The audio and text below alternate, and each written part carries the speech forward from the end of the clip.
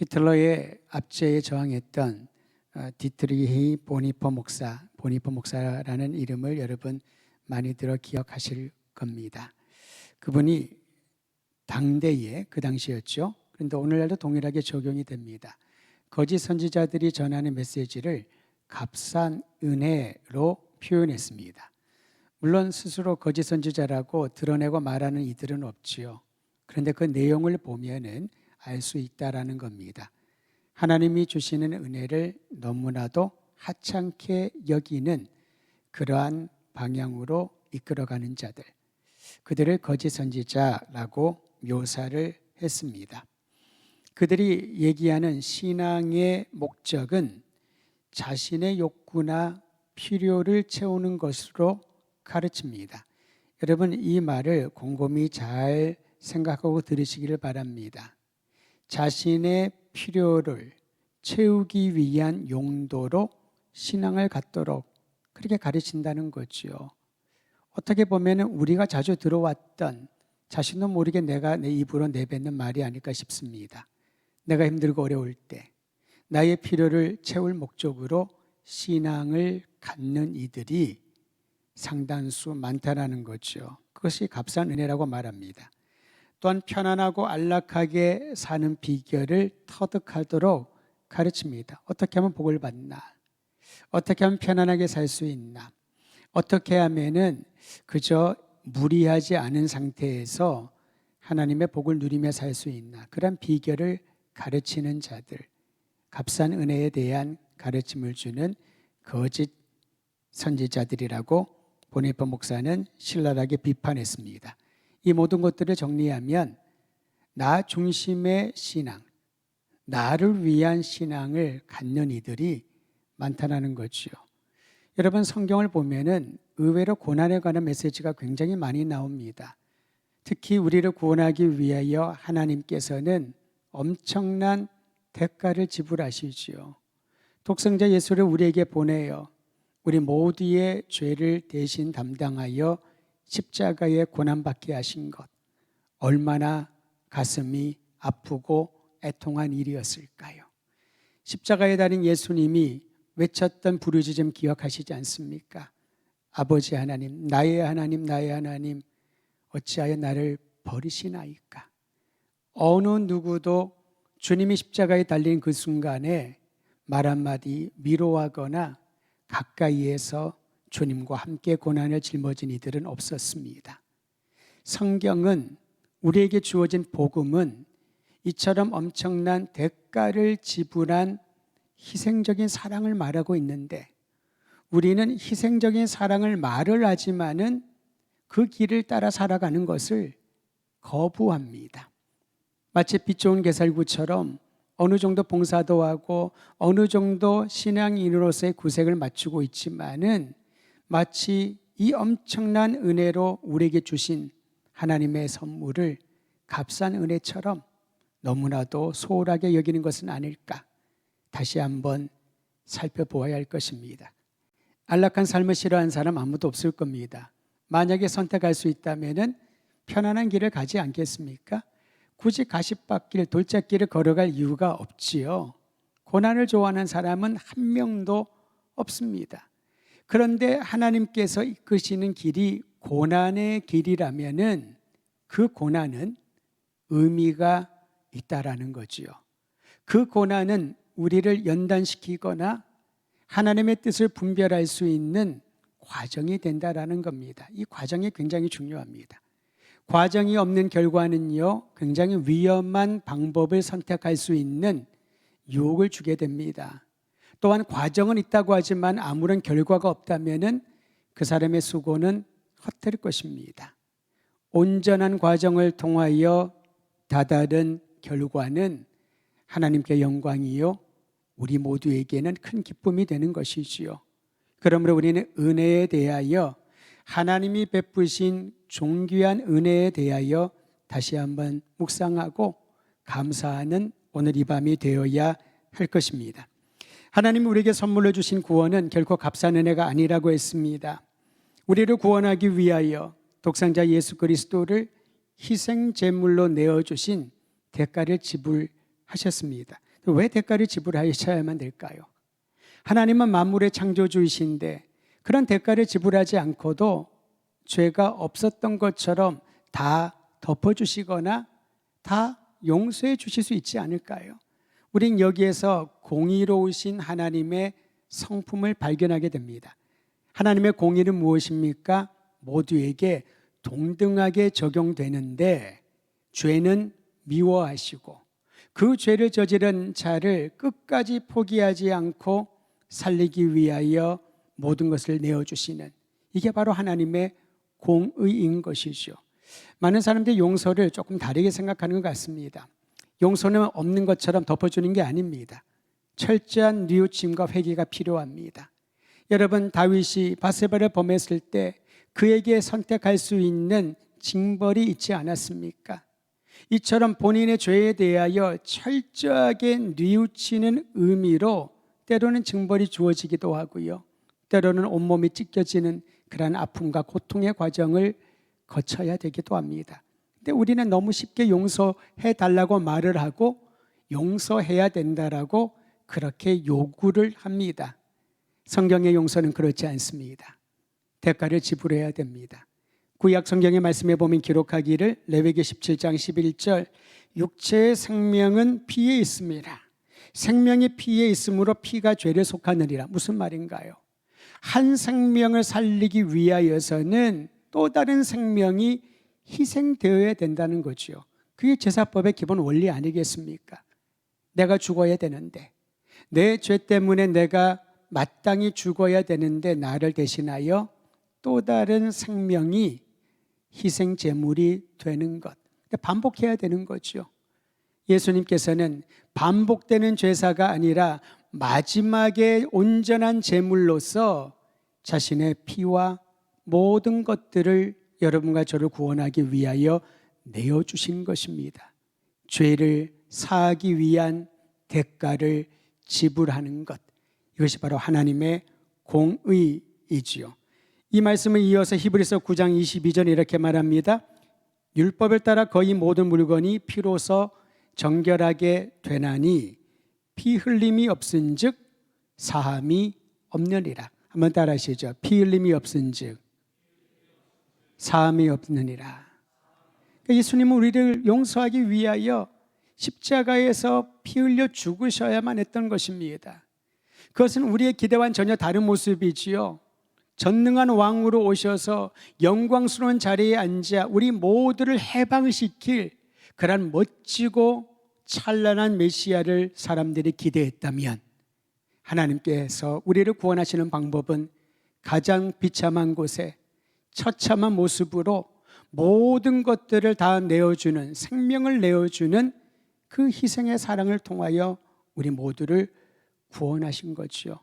오늘 이 시간 이 밤에 우리가 이 자리에 앉아 예배드리는 것은 우리를 위하여 자신을 내어주시고 우리의 죄를 용서하기 위하여 대가를 지불하신 놀라운 하나님의 사랑에 힘입어 이 자리에 있는 줄을 알고, 여러분 그 사랑을 날마다 기뻐하며 주님을 찬양하시기를 바랍니다. 하나님의 공의는요, 엄격한 잣대로 판단하거나 심판하는 일에만 중점을 두지 않습니다. 죄로 인해 죽을 수밖에 없는 죄인을 용서하고 회복시키는 사랑, 이것이 바로 핵심이죠. 하나님의 공의의 핵심은 사랑입니다.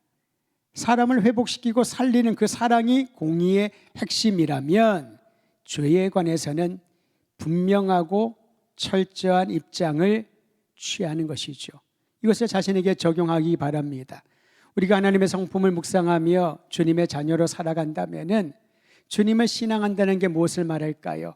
하나님의 성품을 닮아가는 것, 하나님의 영적인 DNA를 소유한 자녀로 살아가는 것. 여러분, 자녀는 어떻습니까? 부모로부터 유전자를 그대로 받지 않습니까?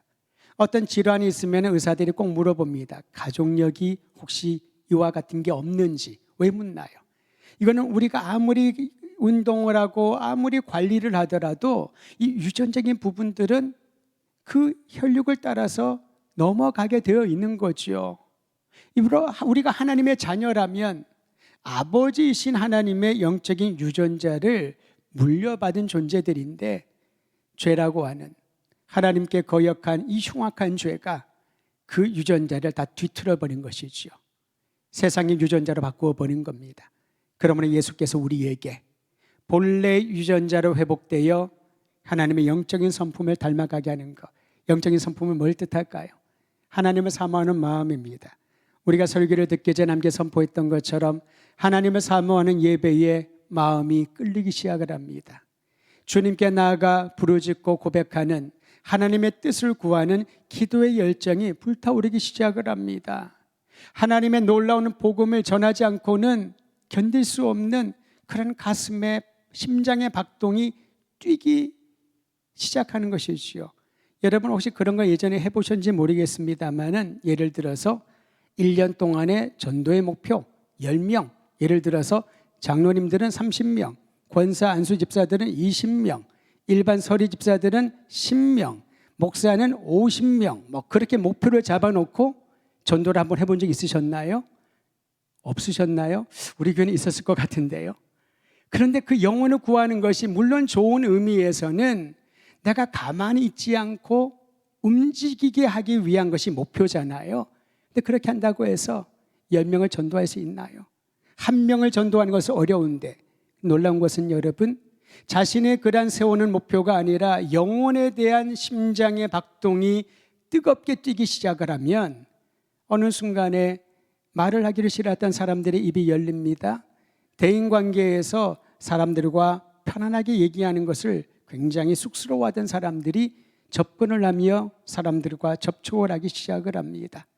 허탄한 소리, 아무 의미 없는 농담을 입에 담지 않고 진실로 생명의 복음을, 진리의 복음을 전하는 일에 본인의 시간을, 인생을 던지기 시작을 합니다. 그리고 봤더니 나를 통하여 예수 그리스도의 복음을 듣고 영접한 사람들이 하나, 또 다른 하나, 또 다른 하나, 그렇게 한 사람 한 사람이 땅 끝까지 이르러서 예수의 복음을 듣고 구원받는 일들이 일어나게 되는 거지요. 이번 주일날 우리가 비전 트립에 대한 짧은 보고를 하겠습니다마는 참 놀라운 거는요, 처음에 갔을 때 그곳에 교회가 있었나? 없었다는 겁니다. 귀신을 숭배하고 우상을 숭배하는 산족 사람들, 걸어도 한참 걸어가야 그 깊은 산 속에 마을이 하나 있는데 어떤 이들은 그 마을에 태어나서 그 마을에서 죽고 세상이 어떤 건지를 알지 못하는 그런 인생을 사는 사람들도 허다했던 겁니다. 우리도 예전에 그러했지요. 그런데 한 사람이 그곳에 들어갑니다. 예수의 복음을 전합니다. 그를 통하여 한 사람이 예수를 영접을 합니다. 귀신을 숭배하는 가족들이 예수님의 복음 앞에 굴복을 합니다. 수많은 과정과 사건들이 있으면서 그곳에 교회가 세워지고 그 교회를 중심으로 사람들이 모이기 시작을 합니다. 여러분, 이것은 하나님이 하시는 일이기에 가능한 것이지 우리가 계획하고 우리가 노력해서 이루어지는 일은 하나도 없지 않겠습니까? 여러분, 이것은 어떤 그런 산골 깊은 곳이나 섬이라던가 정말 사람들의 인적이 드문 그곳에만 해당하는 일은 아닙니다. 오늘날 대전 이 시에 있는 모든 사람들, 대한민국의 같은 시기를 보내고 있는 우리 모든 동족들, 그리고 다른 나라에 있는 모든 사람들에게도 예수의 복음을 전하고자 하는 사람 한 사람이 있어야지만 복음이 전달되지 않을까요? 저는 우리 권사님 기도해 주신 것처럼 올해 우리 교회가 77주년을 맞이하는 해입니다. 이제 80주년도 올 거고요, 100주년도 곧 오게 될 겁니다. 100주년이 되면 여기 몇 분이나 계실지 모르겠으나 여러 가지 이유로 계실 수도 있고 안 계실 수도 있겠죠.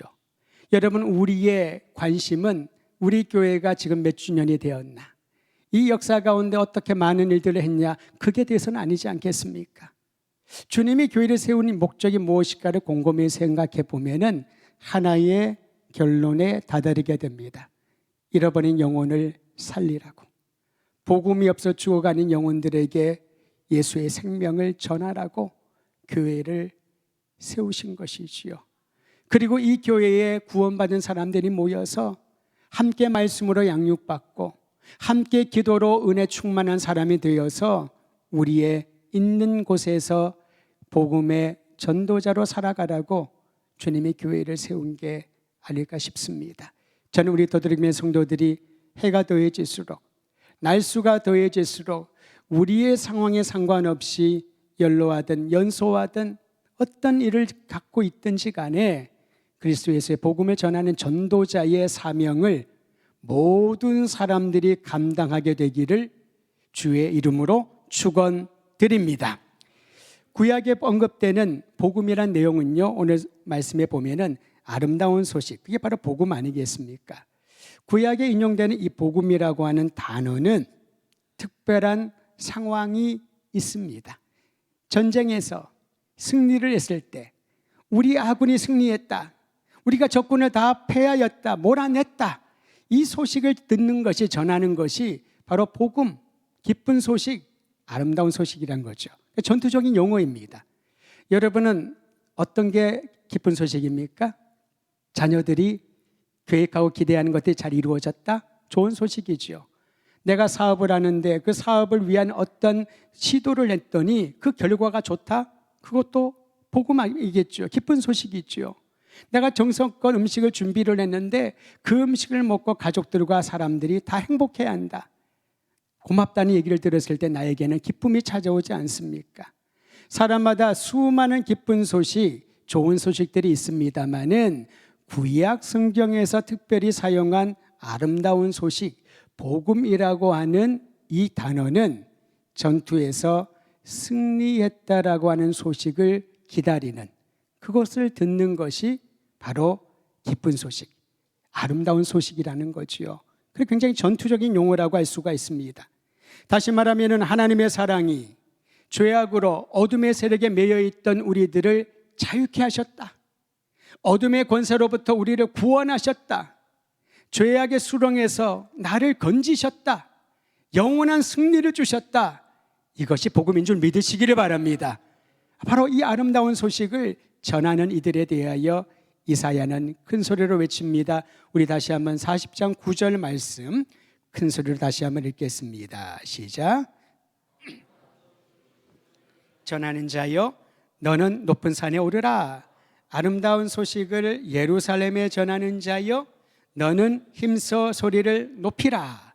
두려워하지 말고 소리를 높여 유다의 성읍들에게 이르기를 너희의 하나님을 보라. 할렐루야. 왜 두려워하지 말고 올라가서 외치라고 했을까요?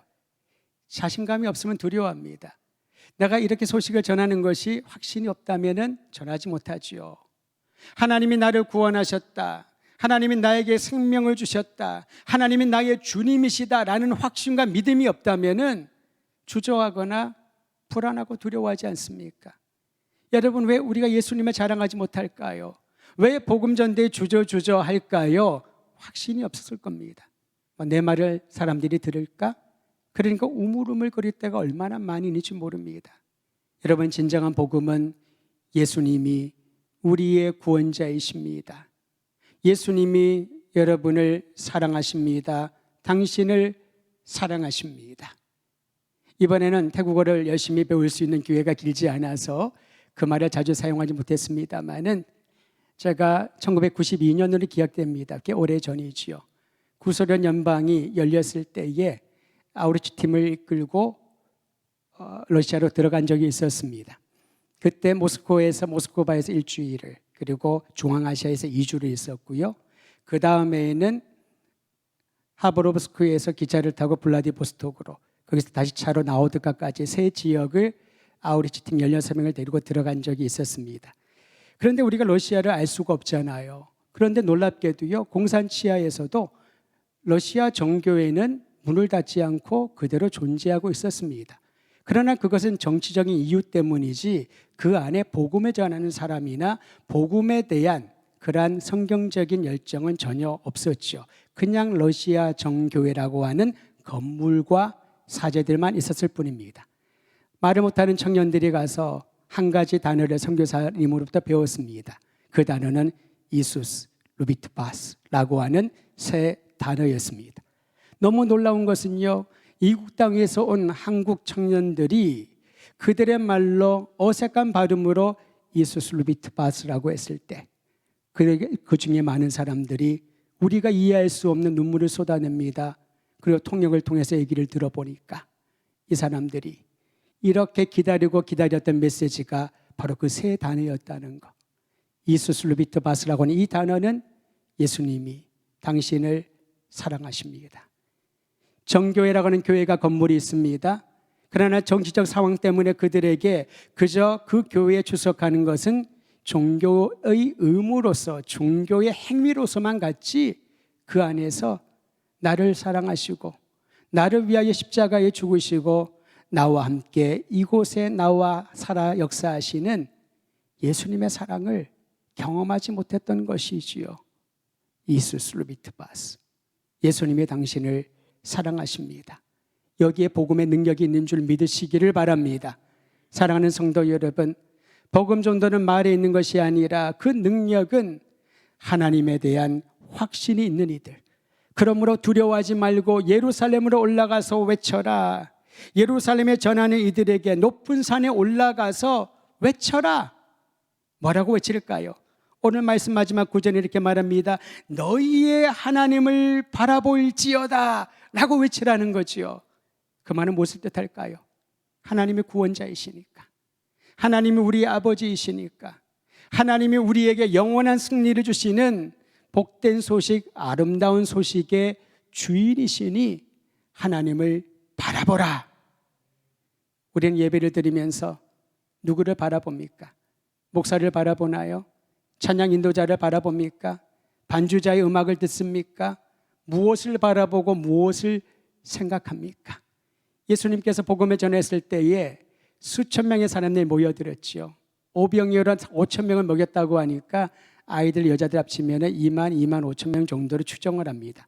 상상해 보십시오. 여러분, 제가 가보지 못했습니다만 대전 월드컵 경기장이 아마도 한 4만 명 정도 들어가지 않을까 예상을 합니다. 그 큰 스테디움에 모여 있는 사람들에게 마이크 하나 없이, 스피커 하나 없이 말을 한다고 하면은 저 꼭대기에 있는 사람은 그 소리가 들리지 않을 겁니다. 근데 예수님 시대를 보십시오. 수만 명의 사람이 모여 있는데 저 끝에 있는 사람도 그 잔잔한 예수님의 목소리를 듣게 됩니다. 어떻게 가능할까요?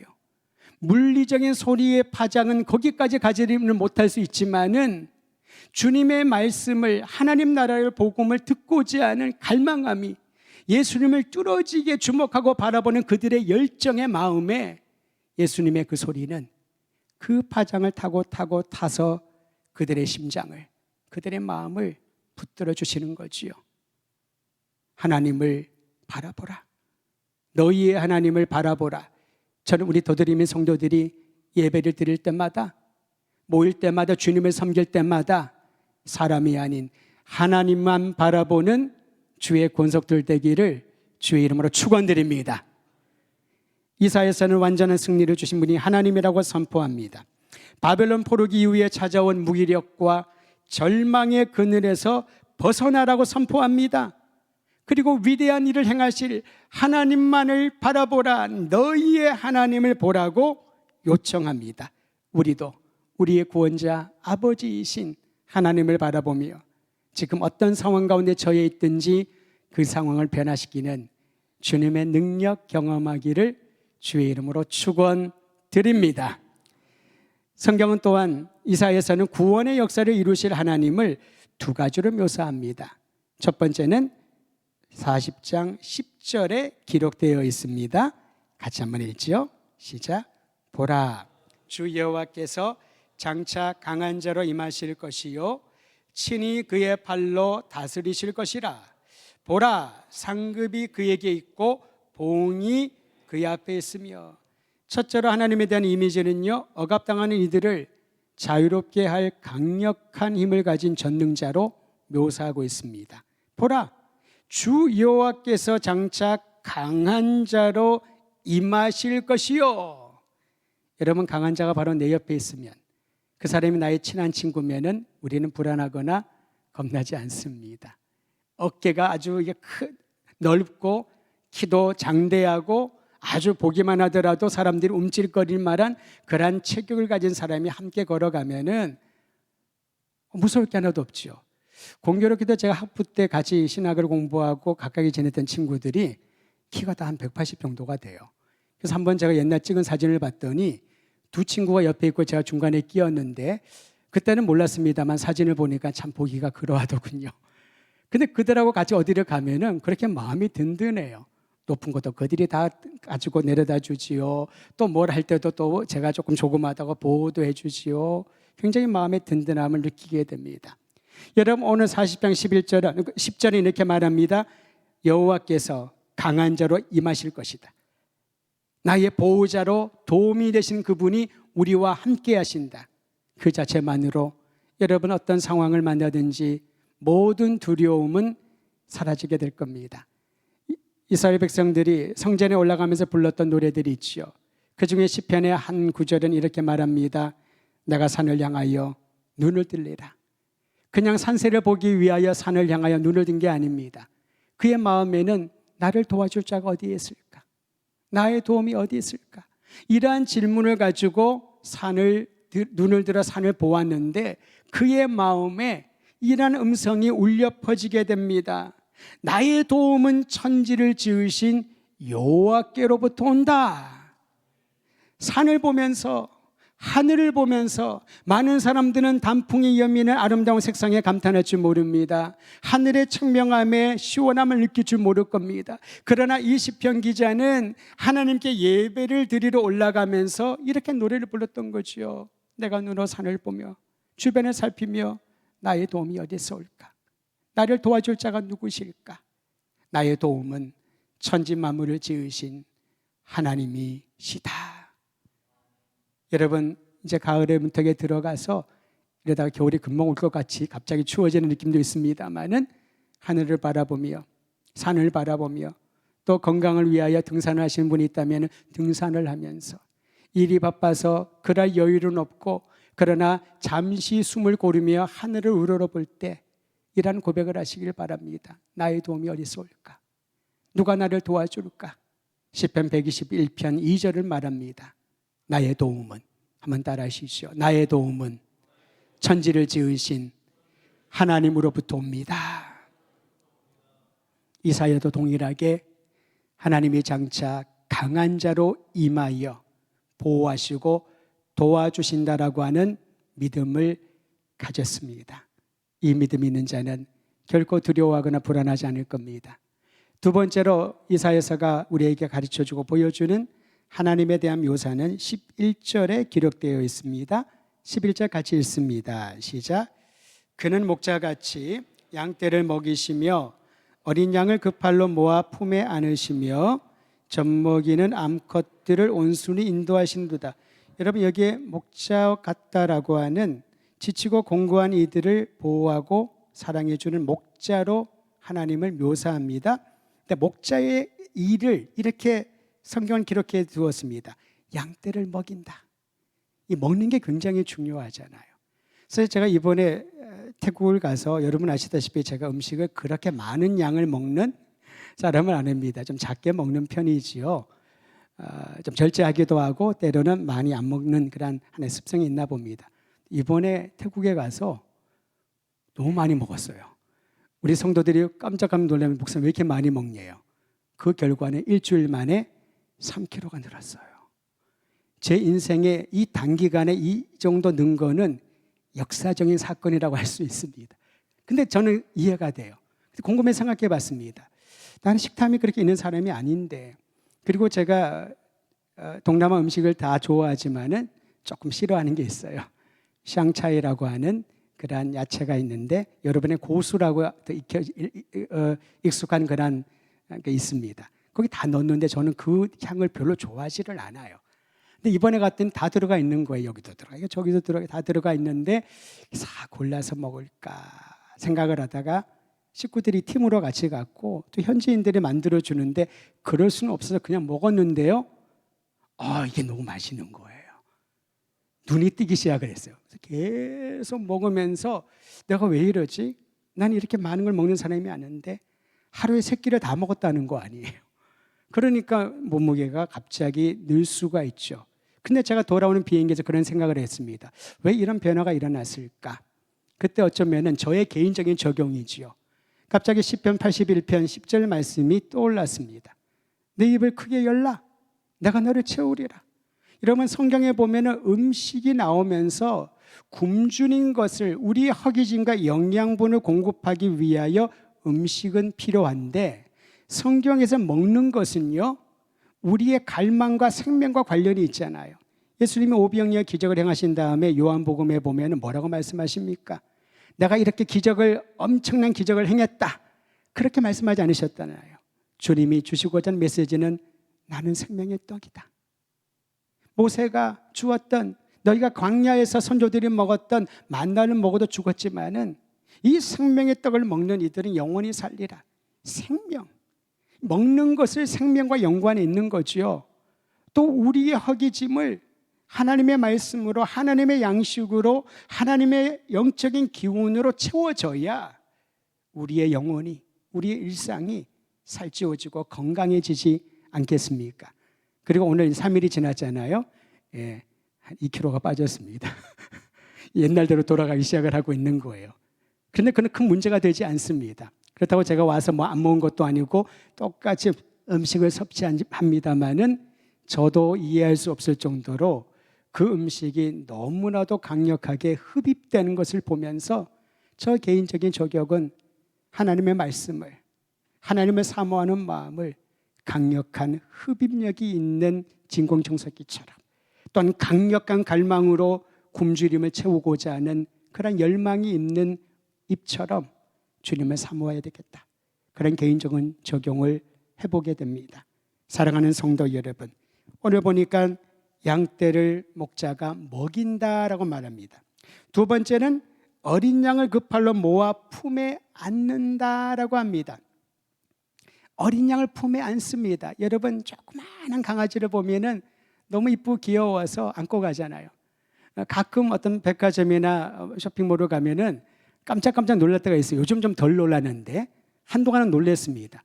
유모차를 가지고 가기에 애기인가 보다 딱 봤더니 그 안에 강아지가 들어가 있어요. 이 유모차가 사람이 아니라 개모차라 그러네, 뭐라 그러나요? 강아지를 이렇게 하더라고요. 저는 반려견을 키우지 않습니다만 한편은 이해가 돼요. 이 아이를 정말 가족처럼 귀하게 여기고 안전하게 데리고 가려고 하나 보다 라는 그런 생각이 억지로 한번 해석을 해보게 되는 거죠. 양떼는 어떻습니까? 그때가 어린 양은요, 잘 걷지를 못해요. 양은 다리가 짧습니다. 목자가 속보로 하면은 그 속도를 따라갈 수가 없지요. 그러다 급히 따라가다가 넘어지기도 하고요, 다치기도 하지 않겠습니까? 목자는 양을 품에 안고 돌보면서 사랑스러워서 타독거리면서 그렇게 길을 간다라는 겁니다. 하나님이 우리를 그렇게 타독거리면서 연약한 모습 그대로, 부족한 모습 그대로, 상처 입은 모습 그대로 타독거리며 안고 간다는 거죠. 세 번째를 보니까요, 더 세심한 묘사가 나와 있습니다. 젖먹이는 암컷들을 온순히 인도하는 도다. 어거지로 어미 양에게 지금 이동해야 되니까 젖먹이는 거 그만해라, 내가 네 새끼를 데리고 옮겨줄게. 그렇지 않습니다. 이 젖먹는 어린 양이라고 하는 것은요, 엄마가 없으면은 불안함을 느끼게 되죠. 생명체는 그렇습니다. 사람뿐만 아니라 모든 생명체가 그렇거든요. 젖먹이는 암컷들을, 어미들을 아주 조심스럽게 인도하는 것이죠. 뭘 말합니까? 목자는 자기의 의도대로 양들을 이끌고 이리저리 데려가는 것이 아니라 양들의 상황을 따라서 맞춤 인도를 한다라는 거지요. 어린 양은 품에 안고, 젖먹이는 어미 양들은 주의 깊게 살살 진행할 수 있도록, 놀라지 않도록, 어미도 새끼들도 놀라지 않도록 이렇게 보호한다는 겁니다.